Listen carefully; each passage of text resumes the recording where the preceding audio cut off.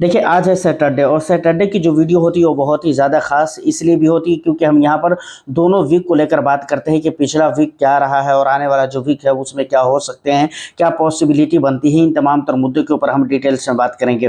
तो video overall बहुत informative होगी। बस एक लाइक कर दीजिए, शेयर कर दीजिए। चैनल को अगर अभी तक आपने सब्सक्राइब नहीं किया है तो ज़रूर कर लीजिए, क्योंकि आपको पता है कि भाई इस तरह की इंटरेस्टिंग कंटेंट मैं आपके लिए लेकर आता रहता हूँ। देखिए, सबसे पहले अगर थोड़ी सी बात अगर पिछले वीक को लेकर हम करें तो पिछले वीक में एक दिन रहा है, यानी बुधवार को अगर आप देखेंगे तो मार्केट के अंदर बहुत अच्छी पॉजिटिविटी थी और मार्केट ने अच्छा परफॉर्म करके दिखलाया था। और उसके पीछे कई सारे रीज़न भी थे, कई सारे ऐसी पॉजिटिव बातें थी जिसकी वजह से, सकारात्मक बातों की वजह से वहाँ पर पॉजिटिविटी आपको देखने को मिली थी। लेकिन वहीं पर अगर आप लगभग बुधवार को ये पॉजिटिविटी थी और जुमेरात को आपने देखा होगा कि भाई मार्केट के अंदर गिरावट हो गई थी। और उसके बाद फ्राइडे की हम बात करें तो वहाँ पर तो आप देखेंगे कि भाई फ्राइडे में मार्केट ही हमारी बंद थी, तो उसमें तो कोई बात ही नहीं की जा सकती है। अब आज सैटरडे है, इस समय पे गिफ्ट निफ्टी को अगर आप देखेंगे तो वहाँ पर आपको थोड़ी सी पॉजिटिविटी देखने को मिलती है। अब आने वाला वीक में मार्केट क्या हो सकता है, मार्केट का क्या हो सकता है और मार्केट में क्या चल सकता है, ये बहुत ही ज़्यादा इम्पोर्टेंट है और बहुत सारे लोग इसके ऊपर बात कर रहे हैं कि कैसा रह सकता है, मार्केट के अंदर पॉसिबिलिटी क्या बन रही है।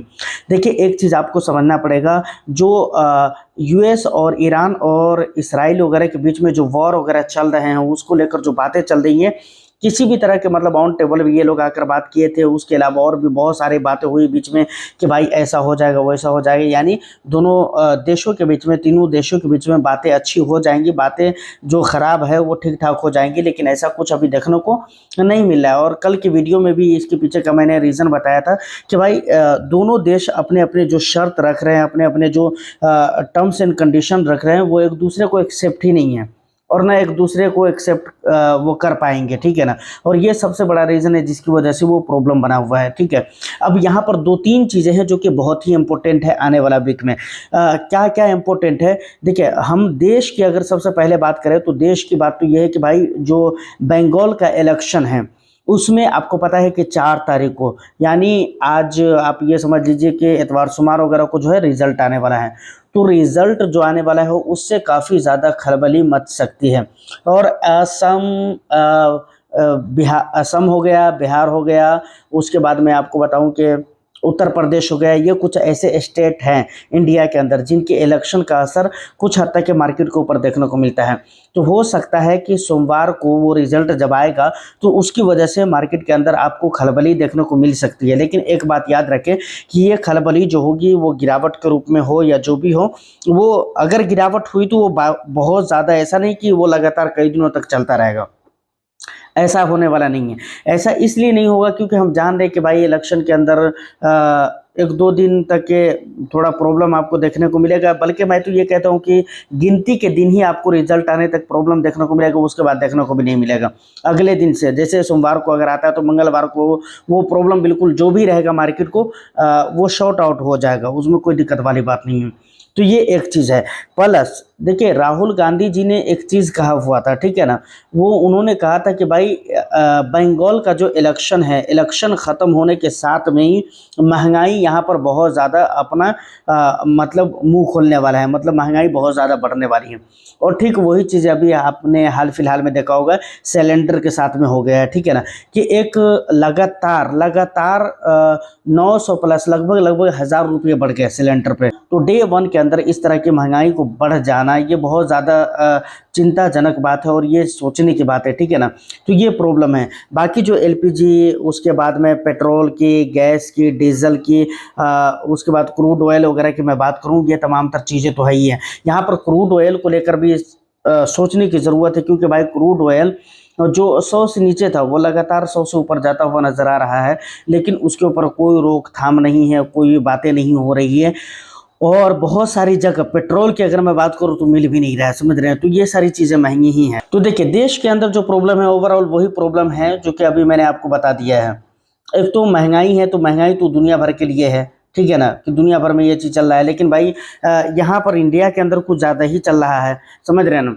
इसके अलावा अगर मैं बात करूँ कि भाई बंगाल इलेक्शन का, तो बंगाल का जो इलेक्शन है उसका प्रॉब्लम बहुत ज़्यादा लंबे समय तक के रह नहीं सकता है, ठीक है ना। अब एफआईआईज को देखेंगे तो भाई एफआईआईज हमारी मार्केट के अंदर ये लगातार महीना, अगर महीने लेवल पर आप देखेंगे तो आपको लगेगा कि पिछले 6 महीने से एक ही ऐसा महीना रहा है। इसके बारे में मैंने आपको पीछे की एक वीडियो में बताया हुआ था।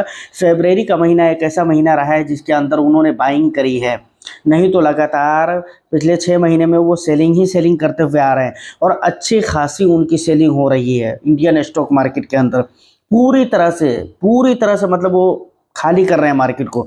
और ऐसा नहीं है, देखिए एक चीज़ समझने वाली क्या है कि वो इंडियन मार्केट को खाली करके ऐसा नहीं कि वो दूसरी मार्केट में शिफ्ट हो रहे हैं, वो कहीं अभी शिफ्ट ही नहीं हो रहे हैं।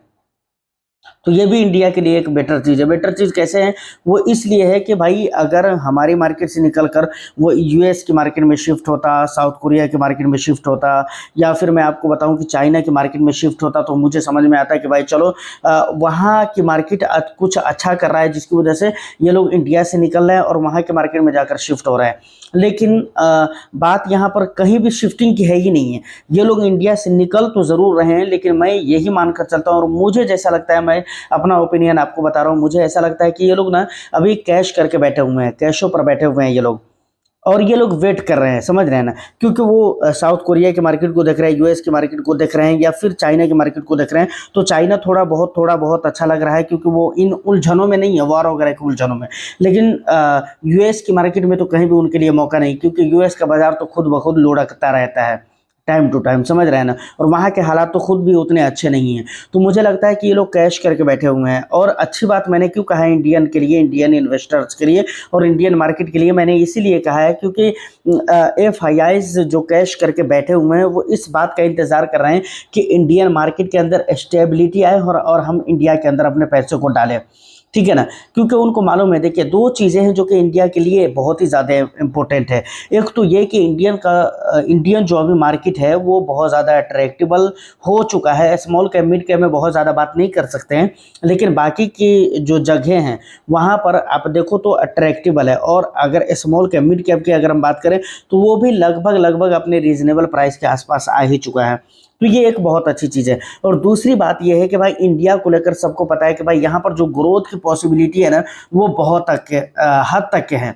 इंडिया के अंदर ग्रोथ बहुत जल्दी होगा और बहुत चीज़ है जो कि इंडिया के अंदर ग्रो करने बाकी है। तो इसीलिए हम इसको ग्रोइंग इकोनॉमी कहते हैं। तो यहाँ पर जो पैसा लगाया जाएगा वो आने वाले नेक्स्ट 5 ईयर्स, 7 ईयर्स, 8 या 10 ईयर्स में बहुत अच्छा कर सकता है।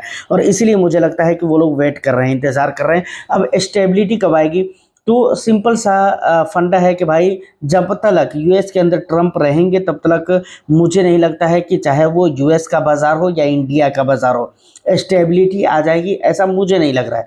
बाकी लोगों को क्या लग रहा है मुझे उससे मतलब नहीं है, लेकिन मुझे ऐसा लग रहा है कि भाई जब तक ये बंदा रहेगा तब तक स्टेबिलिटी आने वाली चीज़ नहीं है, समझ रहे हैं ना। क्योंकि इसके जो स्टेटमेंट है, इसकी जो हरकतें हैं और इनके जो काम है वो उसी तरीके से है। बाकी अगर सोमवार के बारे में बात की जाए कि मार्केट के सिचुएशन कैसे रहने वाले हैं, तो मुझे लगता है कि वहाँ पर दूसरे न्यूज़ काम करें या ना करें, उस दिन जो इलेक्शन का रिजल्ट होने वाला है वो बहुत ज़्यादा वर्क करेगा और उसी के ऊपर पूरी तरह से मुझे लगता है कि बाज़ार डिपेंडेंट रहेगा। वहाँ से जिस तरह के इशारे देखने को मिलेंगे, रिएक्शन देखने को मिलेगी, बाज़ार पूरी तरह से उसके अकॉर्डिंग रिएक्ट करता हुआ आपको नज़र आएगा, मुझे ऐसा लगता है। यहाँ तक जो भी इंपॉर्टेंट बातें थी मैंने आपको बता दी। उम्मीद करता हूँ कि वीडियो और इन्फॉर्मेशन आपको अच्छा लगा हो, तो बस एक लाइक कर दीजिए, शेयर कर दीजिए। चैनल को अगर अभी तक आपने सब्सक्राइब नहीं किया है तो ज़रूर कर लें। मैं फिर मिलता हूँ किसी नेक्स्ट वीडियो में, जब तक के लिए all the best. Thank you for watching.